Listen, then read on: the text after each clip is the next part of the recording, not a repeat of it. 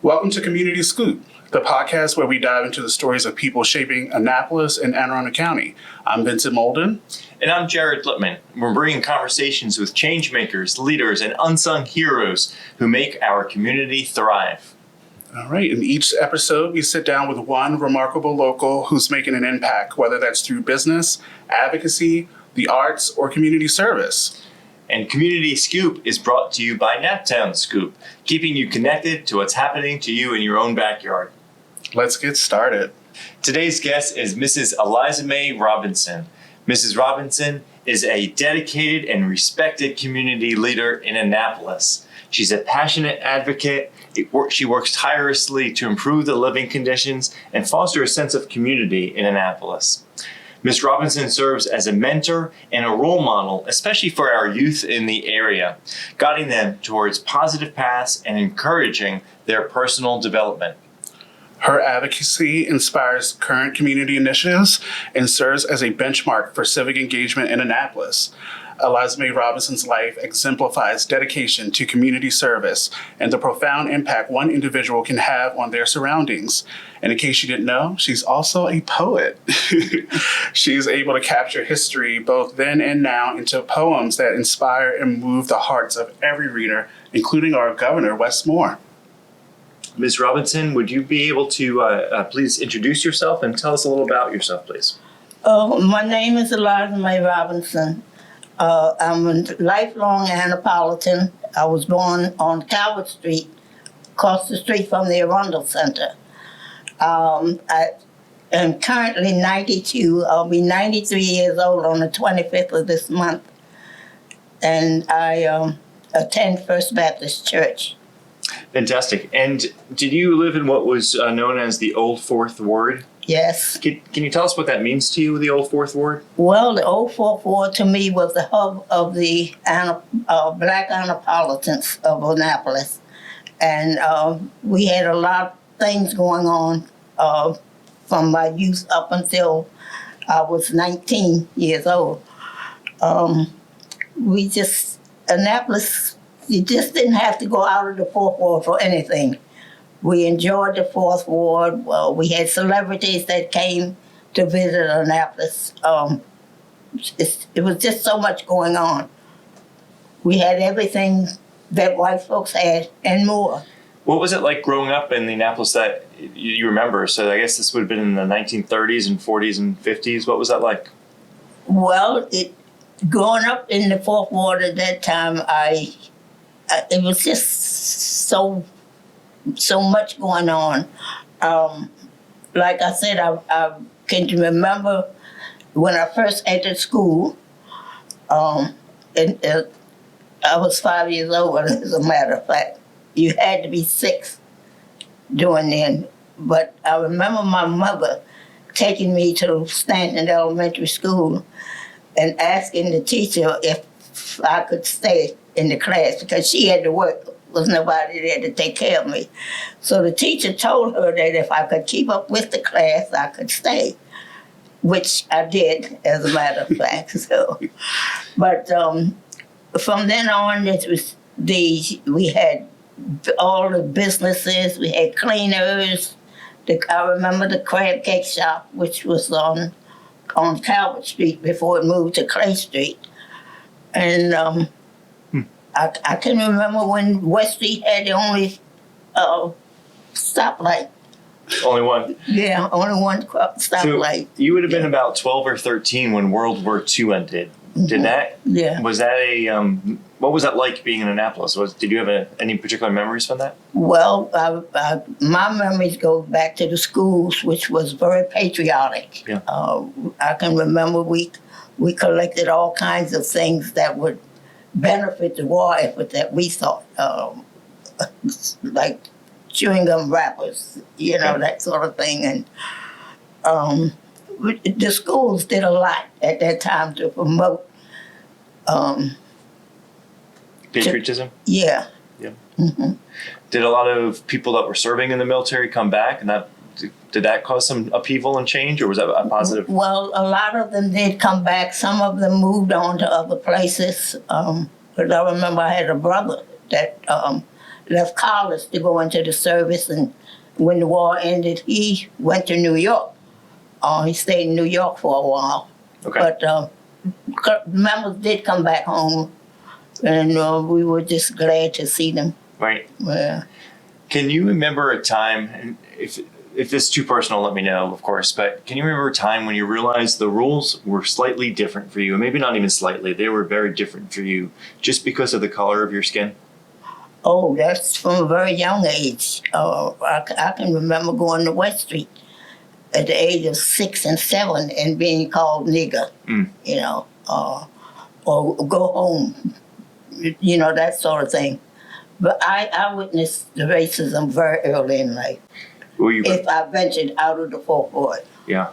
Were you prepared for that? Did you know did your parents ever sit you down and warn you about that's the way things were back then? Well, not so much as it just became apparent. And when I witnessed it afterwards, then of course they, you know, started explaining.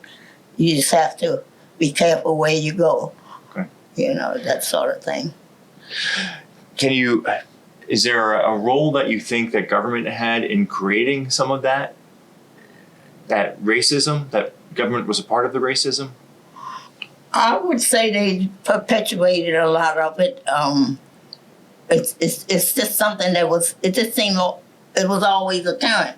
Right. Apparent, you know. I'm sure the government had their share of promoting it, especially when it came to people's properties. Okay. Tell me more about that. What do you mean about government coming for people's property? Well, to me, when the government saw a piece of property that they wanted, if you didn't take what they offered you, then they would take it anyway. Okay. And to me, that was, I thought that was wrong. They called it eminent domain. Right. And I say you call it what you want, but it's stealing just the same. Right. And are you referring to the redevelopment that happened along West Street with the county and the government buildings, the county and the state buildings? Yes, on Calvert Street and, you know, Northwest Street, the families that lost their homes. Right. How did that make you feel? How did that impact you? It was quite saddening. I felt very sad, you know, that we lost a sense of community. People moved out and moved to different places. People that you were used to seeing on a daily basis, you didn't get to see them anymore unless there was a funeral or a family reunion. Right. You know, things of that nature. What do you think government's role is in undoing some of those harms that happened? I think some sort of justice in appropriating some funds to probably new housing, for one thing. Annapolis does not have enough affordable housing, and I think that's one way that they could, appropriate sufficient housing for low-income families. Right. So you're coming up to 93 years old, you shared, which is amazing. Congratulations and happy birthday in advance. Thank you. What are some of the achievements that you're most proud of in your lifetime? The fact that I was able to help people. The rent strike, for one, which happened about 40, maybe 50 years ago. Yeah. The fact that I'm able to be of service in my church. The fact that I was able to write the book of poems, live long enough to write the poems. You're a published author now, aren't you? Yeah, and of course the book, proceeds from my book is donated to my church. That's very generous of you. Mm-hmm. So you mentioned the rent strike in there. Can you tell us how that came about and what you did to lead the strike, and then what was the result? The rent strike was in 1970, between 73 and 75. Okay. Of course, the conditions became deplorable. Maintenance was deferred. So people decided that they were just tired of paying rent and not having any services. So at the time, I was working at Community Action Agency, and Right here on West Street? yeah, Okay. I worked there for close to 30 years, Oh my goodness. which is why I got to know so many people. Okay. But we decided that, we were tired of paying rent and not getting services done, So I went from door to door to see if people were interested in holding the money back, and which they did. Not everyone at first, but eventually we had at least 90% of the people there that was willing to go on a rent strike. And so what happened as a result of the strike? Well, after HUD got involved and decided that they would, fix the places up, the judge decided after about a year, the residents got some of the monies back that was held at the court. Okay.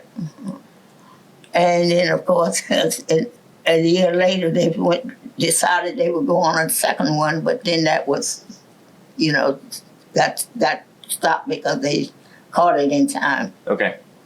How about personally, outside of work, what are you proud of your accomplishments? I'm just proud of the fact that I was able to help people, and that I'm proud of the fact that I've lived long enough to be able to accomplish some of those things. That's great. Can you tell us a little bit I about your still family? have a sound mind that I'm grateful for.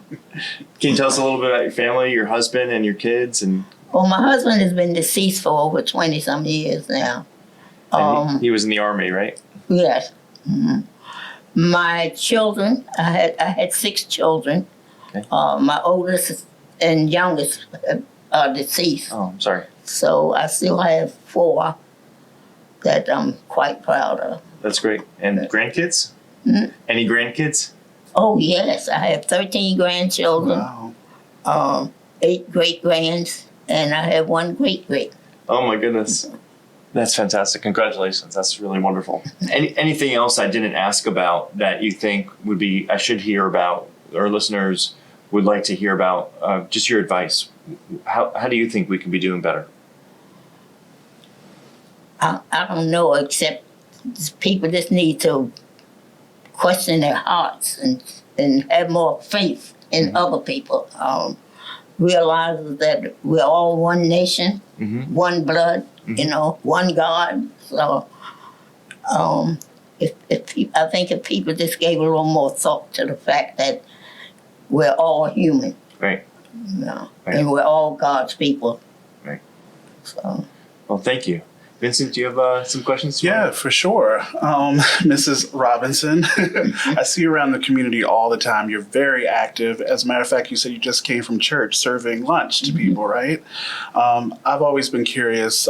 People refer to the old Fourth Ward as Black Wall Street, similar to Tulsa, Oklahoma. Could you explain or share with us what are some of your most cherished memories from that time before it was disrupted? My cherished memories go back many, many years. It's just the fact that we had the Elks Home, the American Legion, the black churches. Yeah. And they were all very prominent and very grateful. Well, we were very grateful for those institutions. Yeah. The fact that we had our own black businesses, people just did everything. They didn't have to. We had seamstresses. We had pharmacists. We had our own doctors. Yeah. We just had everything. Almost sounds like a piece of paradise, right? Just a little self-sustained community. Cars and Sparrows Beach. Yeah. We had our own. Absolutely. So what were some of the celebrities that would come through the Fourth Ward? Goodness.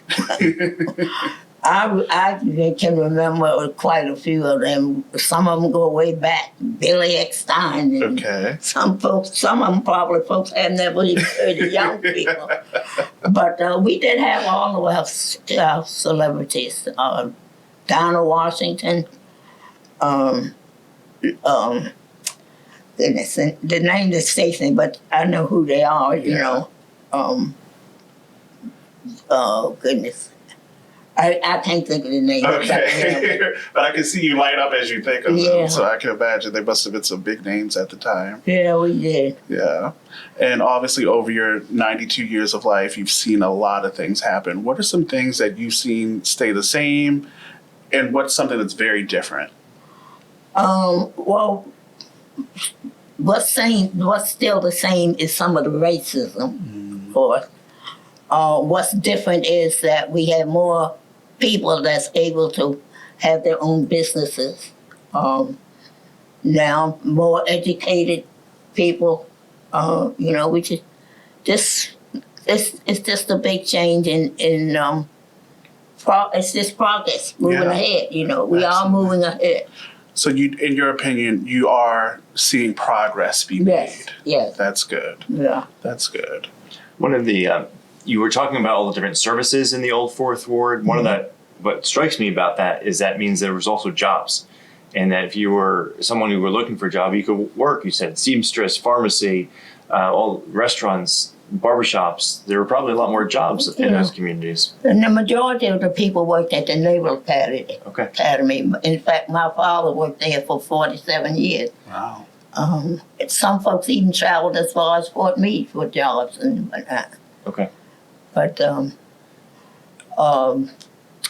Hall was a big employee for black waiters, Okay. that sort of thing. So When you were younger and more able to walk, did you go downtown? we went downtown because of the 5 and dimes. Okay.